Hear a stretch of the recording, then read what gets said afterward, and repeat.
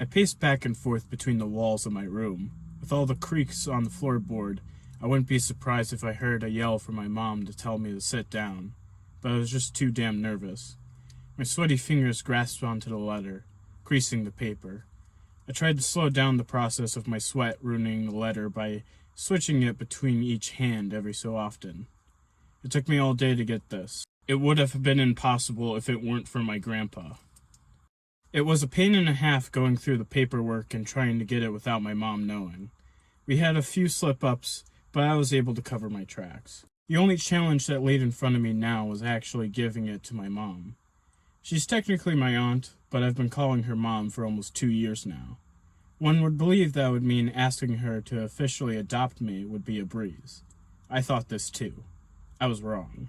I was supposed to give it to her earlier today, when she was downstairs making breakfast, but I chickened out. I was right behind her, letter in hand. All she had to do was turn around and she would have noticed me. I should have gotten her attention, but the pressure got to me. I ran back upstairs before she noticed. However, I was still set on giving her the letter today. The plan was just to give it to her during dinner instead. I can smell it downstairs, a scent that would usually catch my appetite. Today, however, it just worsened my anxiety. I had been taking the time pacing around my room to rehearse exactly what I would say, but I kept stumping over how I should bring up the subject. Just handing her the letter would be a little too weird, but how to bring it up without spoiling what the letter was about? I could just say, "Here's this letter, open it please," but that still felt way too awkward. The more I rehearsed through my options, the more clear it became that I couldn't do this without dying from embarrassment. I let out a deep sigh, then fell onto my bed. The mattress curved under my weight. Maybe I should just do this tomorrow. My nerves would be a little less shaky. It'd give me more time to rehearse. Besides, no one was forcing me to give it to her today. "Hannah, dinner's ready." The yell for Mom caused me to jolt in place.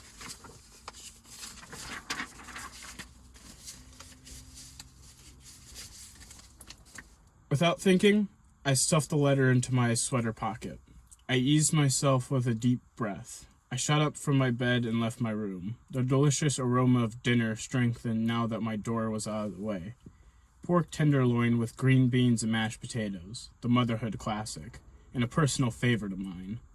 I traveled to the stairway, down the steps, and into the kitchen. Mom stood at the counter. Her dark purple dress looked warm, illuminated by the counter lights. I sneaked from behind and linked onto her, wrapping my arms around her waist and trapping her in an everlasting hug. "Hello, Mother," I greeted. "Hello, daughter. Has pacing around your room all day made you build up an appetite?" she questioned. I figured she heard me. "Yep, now give me some grub." My hands wandered to the food, hovering over the spread. A blur of the tan wood spoon collided with my hand. "Ow!" I retracted it and rubbed the impact spot. "What is that for?" "You need to learn your manners, Han. Now help me carry everything over to the table." I let out an exaggerated sigh as I rolled my eyes. "Fine." I grabbed the glass tray of pork first, laying it on the center of the table. "Can I ask you why you were pacing around your room? Or are you going to accuse me of invading your privacy?" Mom asked with a smirk. I felt the bump of paper bulging from my pocket. "It's nothing that you need to be concerned about." "Is it a guy?" she questioned, her grin turning snarky. I scoffed. "Yeah, right. I don't even talk to that many guys." "What about Jack?" "Jack is a work friend. I'm not even that close with him." A slight amount of heat radiated from my cheeks. My mom was a certified expert on making me feel embarrassed. She giggled. "You're gonna grow up to be a heartbreaker. Just like Sis was," she sighed as she swayed her head back and forth. "I was not pacing around my room because of some guy," I yelled. All right. Then what was it about? Can you at least give me a hint?"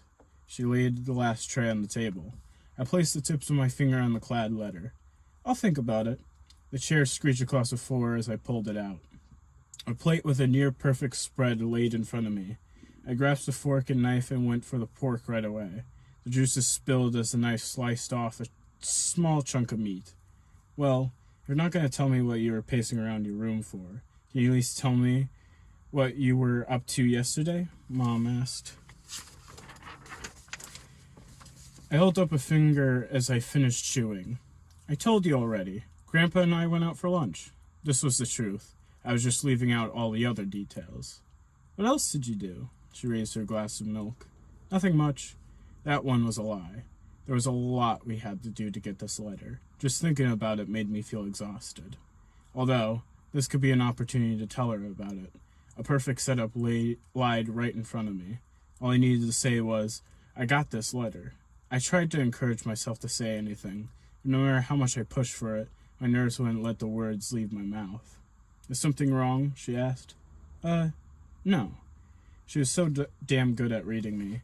No matter how much I wanted to hide it, she could always tell what I was thinking, to the point where it was a bit annoying. We just ate lunch and then talked for a while. What did you two talk about? I took a bite of pork, in hopes it would give me enough time to elicit a response. I had to think hard. Most of our conversation was about getting the letter. There had to be something else other than that. We talked about school. It was all I could think about. Oh, how are you doing in your classes?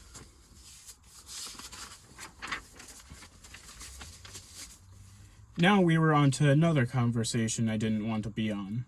Fine. She scooped a pile of green beans into her mouth. Fine? That's it? Come on, you're better than a fine student. Ugh, this is exactly why I didn't want to talk about this. You can say that all you like, but that's how I'm doing. Mom sighed. She couldn't stand the conversation in school as much as I couldn't. Yet, it didn't stop her from bringing it up. I scooped the last piece of pork into my mouth, leaving my plate about half empty. Should I even ask her? I mean, I already call her Mom. It's not like a piece of paper is going to change anything.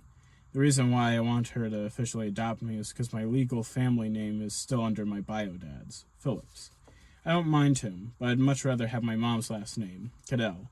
It would also be nice to have something that's more official. Are you sure nothing's wrong, honey? I released the green beans twirling around my fork. I'm sure. Now's my opportunity. Regardless of whether or not it's necessary, I still want her to adopt me. Well, I reached for my pocket, my nerves causing my hand to shake. Can I? A ring came to her phone. She pulled up the screen. Sorry, honey, I have to take this. We'll talk about it after. Could you clean up dinner once you're done? I nodded, sighing in my head. She raised her phone to her ear as she walked toward the front door, disappearing behind a wall. I could hear the faint chatter in the distance, too muffled to make any of it out. I scooped the last of the mashed potatoes off my plate and carried it to the sink. After that, I retrieved Tupperwares of various sizes. I put dinner into the containers, then the fridge. The corner of the letter poked out of my pocket. My hand tucked it away before I could even fully think to do so. Hopefully, Mom didn't notice that. The front door opening echoed from a room across the kitchen. Not much later, Mom was back. Sorry about that, honey, she patted the top of my head. Who are you on the phone with? I asked. A coworker. It's nothing you need to worry about. She waved her hand at me. Oh, so you can tell me that. But when I tell you not to worry about things, you complain. She smirked. Well, of course. You're my daughter. It's my job to be concerned over you. My daughter. Pfft, yeah, whatever. I leaned in as I tackled her into a hug, resting my head on her shoulder. She laid her palm on the back of my head. As much as she bugged me, I felt so lucky to have someone like her as my mom. Ugh, you need a shower. She pushed me away as she waved her hand in front of her nose. I showered this morning, I scoffed, crossing my arms.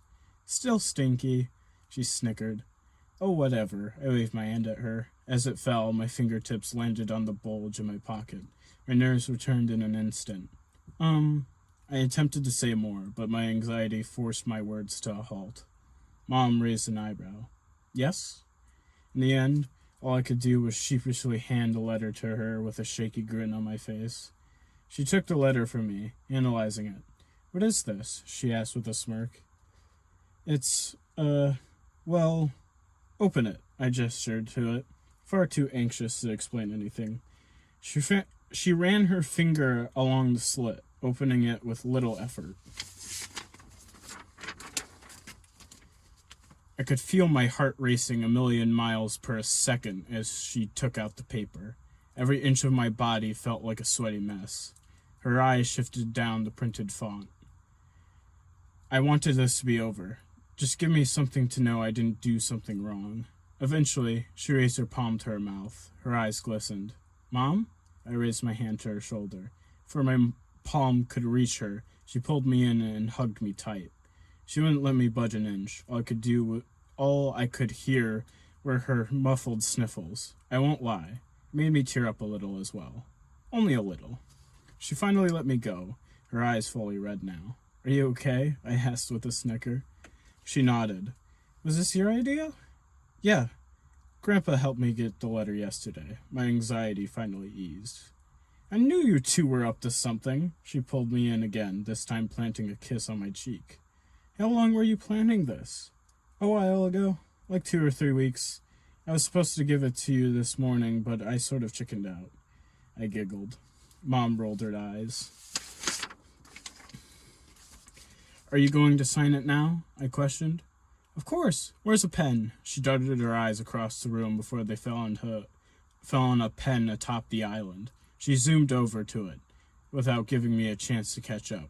Suddenly, I felt silly that I was even nervous in the first place. A huge weight lifted from my shoulders.